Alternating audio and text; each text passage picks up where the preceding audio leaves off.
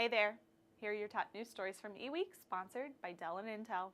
Today's topics include the discovery that a ransomware attack shut down about 70% of Washington, D.C.'s municipal security cameras, the IT industry's response to Trump's travel ban, Google's moves to establish its own independent root certificate authority, and Snapchat's preparations to release its initial public stock offering on the New York Stock Exchange.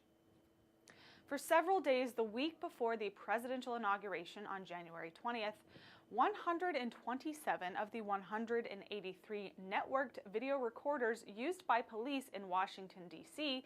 were offline and unavailable to record video evidence. According to an investigation by the Washington Post, the video cameras were disabled by a ransomware attack during this period. The ransomware infection was discovered on January 12th by the Metropolitan Police Department in D.C., which then notified the city's Office of the Chief Technology Officer. The OCTO initially found 4 infected digital video recorders, but a sweep of the system turned up the full number. OCTO employees were able to simply erase the content of the digital video recorders and reinstall the operating software. This allowed city employees to recover and regain access to their video surveillance recorders in 3 days, allowing everything to be up and running on January 15th, 5 days before the inauguration. The IT industry is voicing concern about the executive order signed on January 27th by U.S. President Donald Trump, which sparked protests at airports, a lawsuit from the American Civil Liberties Union, and intervention from a federal court judge over the weekend. The controversial measure bars citizens of 7 countries with Muslim-majority populations, Iran, Iraq, Libya, Somalia, Sudan, Syria, and Yemen, from entering the U.S. for 90 days. It also calls for a 120-day suspension of the U.S. refugee admission program and indefinite ban on refugees from Syria, among other restrictions. In a January 28th post on LinkedIn Pulse, Microsoft CEO Satya Nadella commented on his company's stance on Trump's executive order. As an immigrant and as a CEO, I've both experienced and seen the positive impact that immigration has on our company, for the country, and for the world, he wrote. We will continue to advocate on this important topic.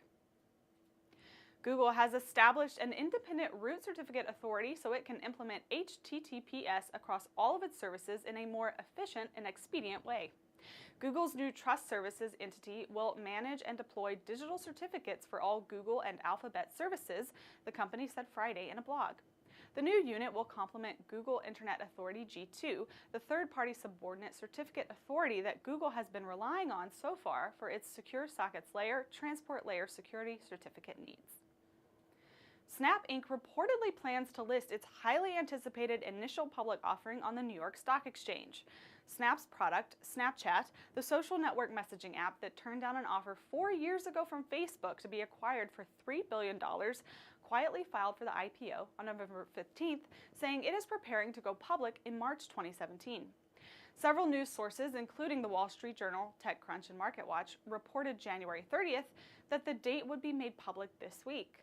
According to the reports, the March timeframe reported by eWEEK and others last November still appears to be in the company's plans. Snapchat, estimated to have about 150 million users worldwide, could be valued at $20 to $25 billion or more, making it the largest initial public offering since Chinese e-commerce giant Alibaba Group Holding Limited went public in 2014. Thanks for watching. Follow the links on this page to learn more about the stories mentioned in this broadcast, and check back every weekday for another daily tech briefing from eWEEK.com.